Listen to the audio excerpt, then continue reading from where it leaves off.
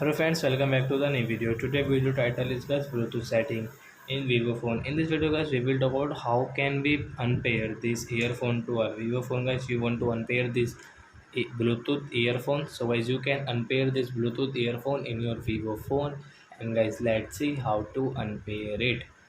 So before starting video friends, I want to tell you if you're new in my channel and you are watching my video first time. So first of all, go and subscribe my channel, click the bell icon and like my videos. So as now let's start video. First of all, open your phone setting and guys scroll it. Guys come on Bluetooth and device and guys click on Bluetooth. So which earphone guys you have connect, you have pair.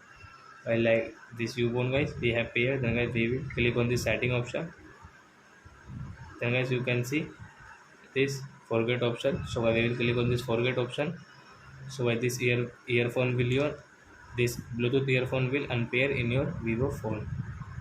So I hope friends you have understood how to unpair Bluetooth earphone to Vivo phone. So that's it guys. Thanks for watching my video. Now we will meet on next video with new topic.